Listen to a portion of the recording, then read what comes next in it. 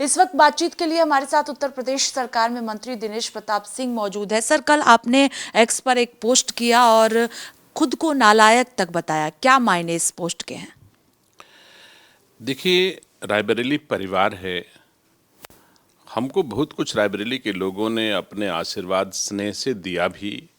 हमारी राजनीतिक यात्रा में बहुत सारे मोड़ आए, लेकिन एक स्तर की मंजिल मुझे दी अपने आशीर्वाद से पार्टी ने, रायबरेली के लोगों ने।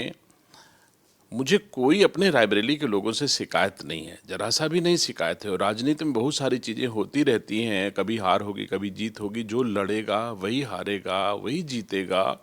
तो मैं लड़ रहा हूँ कम से कम, और 90 से लड़ रहा हूँ। आपने खुद मेरा देखा होगा कि बड़ी छोटी सी इकाई से आज यहाँ तक मैं पहुँचा हूँ। ऐसे में लोग हमारे दायित्वों को नहीं समझते कि मेरा दायित्व क्या है। मेरा दायित्व तो है कि राहुल गांधी जी रायबरेली के सांसद चुने गए हैं, और अगर जनता की भावनाओं का आदर ना करें तो मैं उनका विरोध करूं। अगर वो दिल्ली से रायबरेली ना जाएं, सुख दुख में ना पहुंचें, उनकी आवाज़ को पार्लियामेंट में ना उठाएं, तो मुझे, मेरा धर्म है, मेरा कर्तव्य है कि मैं इसका विरोध करूं। और शायद रायबरेली का जनादेश मेरे लिए यही है, तो मैं वो काम कर रहा हूं। कई बार लोग इस तरह की क्रिटिसाइज करते हैं तो मन भावुक हो गया था। रात को मैं जहाज़ पे बैठे बैठे मैं लिखता चला आया और मैंने लिख दिया। तो इसमें कोई ऐसा राजनीतिक निहित है, एकदम पूरी तरह से ये परिवार की भांति मैंने अपने रायबरेली के परिवार के लोगों के बीच अपने भाव प्रकट किए हैं। इसमें राजनीति का कोई लेना देना नहीं। आपने ये भी कहा है कि बहुत लोग मेरी आलोचना करते हैं, वो कौन लोग हैं जिसके लिए आप इशारे कर रहे हैं और लंबा पोस्ट आपने लिखा है?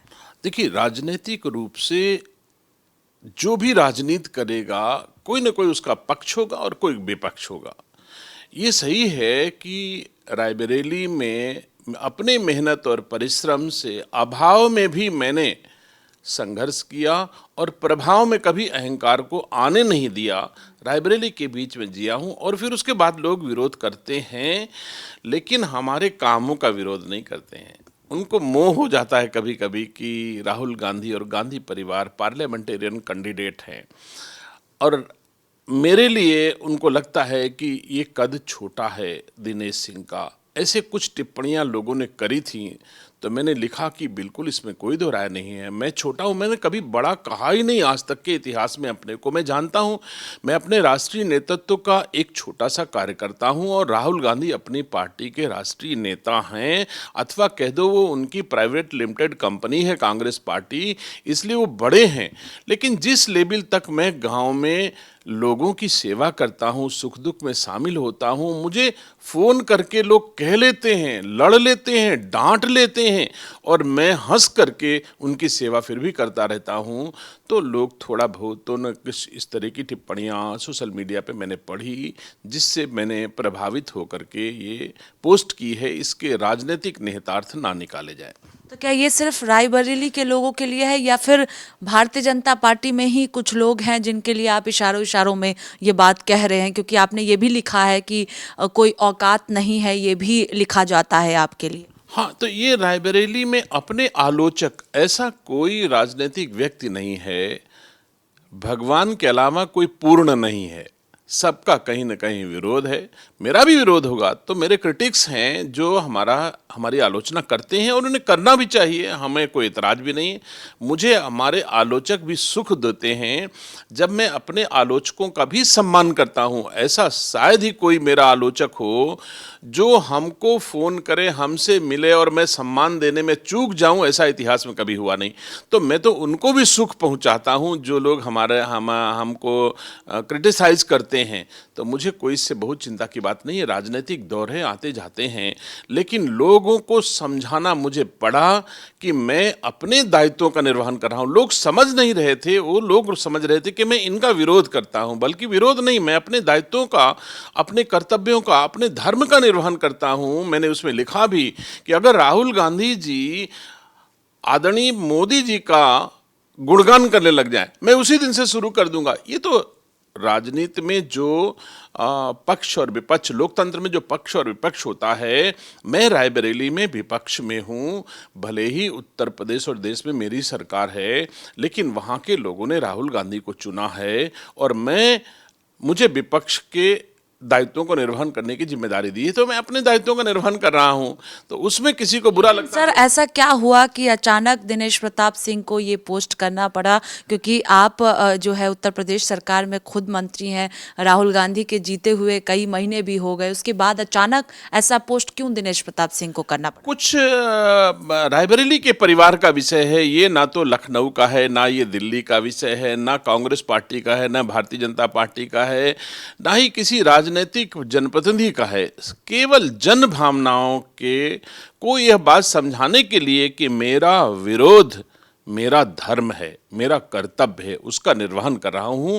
शायद वो लोग मेरी बातों से समझ गए होंगे कि हाँ, निश्चित तौर से दिनेश सिंह अपने कर्तव्यों का पालन निष्ठा से रायबरेली के लोगों के लिए कर रहा है। यही इतना समझाना था और मैंने समझा दिया। तो क्या आप आहत हैं कि रायबरेली के कुछ लोग आपके खिलाफ ऐसे लिख रहे हैं, बयानबाजी कर रहे हैं, और इसका खुद के पार्टी से कोई लेना देना नहीं है, किसी नेता से लेना देना नहीं है? नहीं, मेरी पार्टी से और मेरी पार्टी के किसी नेता से इसका कोई लेना देना नहीं है। ये पूर्णतः रायबरेली के लोगों को समझाने का एक मेरा तरीका था, अपनी बात कहने का।